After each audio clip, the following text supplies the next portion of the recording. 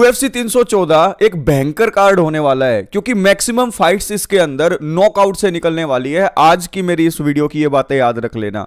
ये fight card जब आप देखोगे तो इसके अंदर 5 फाइट होंगी और ये 5 फाइट आज के इस वीडियो में रिव्यू करेंगे और हम इन 5 फाइट के अंदर देखेंगे कि कैसे मैक्सिमम नॉकआउट्स निकलेंगे और हम सभी फाइट फैंस को मजा आ जाएगा ये देखने में और आपको ये वीडियो देखने में भी मजा आने वाला है। तो इस वीडियो को लाइक करके चैनल को सब्सक्राइब कर दीजिएगा और भी जबरदस्त वीडियो आने वाली है। अब UFC 314 की बात करते हैं। अगले महीने की 13 तारीख को आने वाली है और ये जो फाइट कार्ड है इसको जब मैं देखता हूं तो इस 5 के 5 फाइट के अंदर मुझे नॉकआउट निकलते हुए दिखते हैं। फाइट कार्ड की शुरुआत के अंदर ही पैट्रिसियो पिटबुल अपनी डेब्यू फाइट कर रहे होंगे UFC में।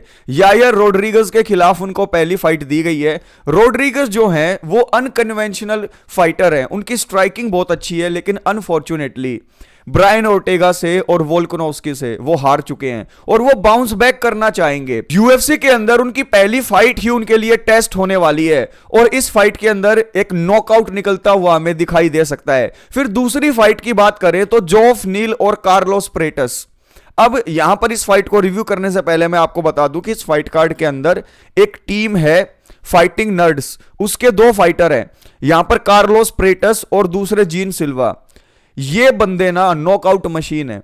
डेना वाइट की कंटेंडर सीरीज से आए हैं, एक ही ट्रेनिंग कैंप में ट्रेनिंग करते हैं और एक के बाद एक 4-4, 5-5 नॉकआउट इन्होंने निकाल रखे हैं। यहां पर ये दोनों अपने फाइट्स के अंदर नॉकआउट निकाल सकते हैं। जोफ नील और कार्लोस प्रेटस की फाइट है, फिर उसके बाद ब्राइस मिशेल और जीन सिल्वा की फाइट है। ये 3 फाइट जो शुरुआत की हैं ये तीनों की तीनों नॉकआउट देखने के लिए हमें देंगी क्योंकि यहां पर यायर रोड्रिगेज और पैट्रिसियो पिटबुल में नॉकआउट निकलना ही निकलना है।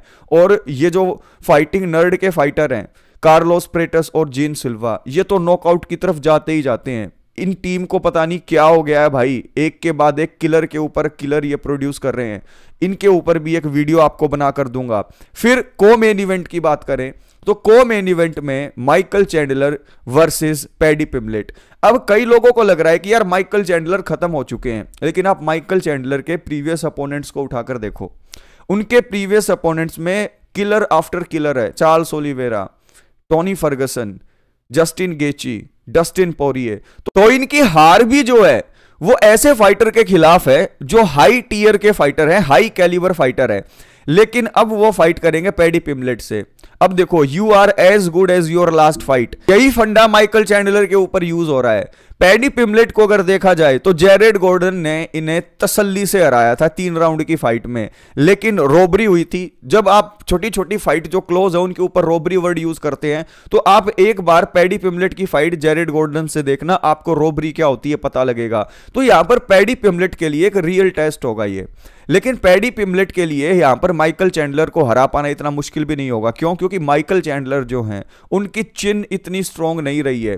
अगर 1-2 कॉम्बिनेशन लैंड कर दिए जाएं तो वहां पर माइकल चैंडलर नॉकआउट भी हो सकते हैं। और ग्राउंड गेम भी माइकल चैंडलर का इतना अच्छा नहीं है। हाँ, एक्सप्लोसिव तो हैं और इतने हाई कैलिबर फाइटर के साथ पिम्बलेट ने फाइट भी नहीं की है। जब जेरेड गॉर्डन उनको जो है छठी का दूध याद दिला सकते हैं तो यहां पर माइकल चैंडलर भी उनके लिए टफ फाइट प्रेजेंट कर सकते हैं। कुछ भी हो सकता है इस फाइट में, 50-50 फाइट है ये, लेकिन मजा नॉकआउट गारंटेड है। यहां पर सबमिशन भी निकाल सकते हैं पैडी पिम्बलेट, लेकिन नॉकआउट के भी चांस पूरे बनते हैं। फिर मेन इवेंट के अंदर Alexander Volkanovski versus Diego Lopez.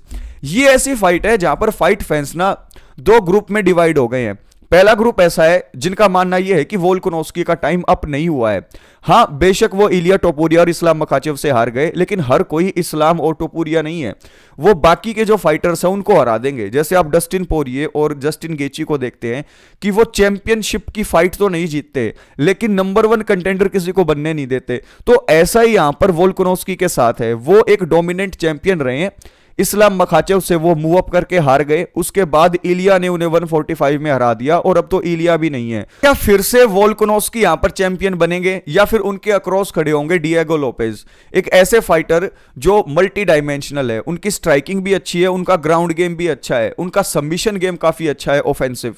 तो यहां पर डिएगो लोपेज क्या अपसेट करके वोल्कानोव्स्की को हरा देंगे? फाइट फैंस इसको अपसेट भी नहीं मानते क्योंकि एक ऐसा ग्रुप है फाइट फैंस का जो ये मानता है कि डिएगो लोपेज का टाइम आ गया है, वोल्कानोस्की का टाइम अप हो चुका है। और अगर आप हिस्ट्री को भी उठा के देखें तो फेदरवेट डिवीजन में जब भी चैंपियनशिप फाइट होती है और किसी की एज 34 या 35 प्लस हो जाती है तो वो कभी भी चैंपियनशिप फाइट नहीं जीता। तो क्या अलेक्जेंडर वोल्कानोस्की डिएगो लोपेज को हराकर एक बार फिर से अपना टाइटल रन चालू कर देंगे, या फिर न्यू चैंपियन डिएगो लोपेज हमें देखने को मिलेंगे?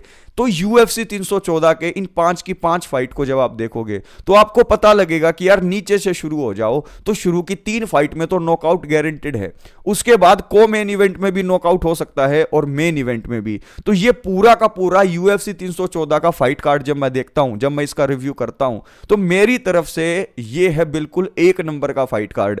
ऑन पेपर आपको ये ज्यादा एक्साइटिंग दिखाई नहीं दे, लेकिन जब आप इसको देखेंगे, जब आप इसको एक्सपीरियंस करेंगे तो आपको मजा आने वाला है। और एक चीज आपने एक्सपीरियंस भी की होगी कि कई ऐसे फाइट कार्ड आपको दिखते हैं कि जो बहुत ज्यादा स्टैक्ड दिखाई देते हैं, लेकिन जब आप उनको देखते हैं तो बोरिंग फाइट्स आपको दिखाई देती है, मजा नहीं आता। लेकिन ये ऐसा फाइट कार्ड है दोस्तों जो आपको पेपर के ऊपर भी अगर आप एक प्रो हैं तो अच्छा दिखाई देगा, लेकिन जब आप इसको देखोगे तो रिगार्डलेस योर एक्सपीरियंस आपको मजा आने ही आने वाला है, क्योंकि यहां पर एक के बाद एक नॉकआउट निकलने वाले हैं। तो यहां पर इसका अर्ली प्रेडिक्शन का मेरा वीडियो जो होगा वो काफी जल्दी आने वाला है, जहां पर मैं पिक करूंगा कि इन 5 फाइट के अंदर जीतने कौन वाला है। अगर मैं कंपेयर करूं इस फाइट कार्ड को पिछले फाइट कार्ड से, तो यहां पर यह फाइट कार्ड इजी हो जाता है प्रेडिक्ट करने के लिए। तो अर्ली प्रेडिक्शन की वीडियो भी ड्रॉप होने वाली है, तो चैनल को सब्सक्राइब करके वीडियो को लाइक कर देना।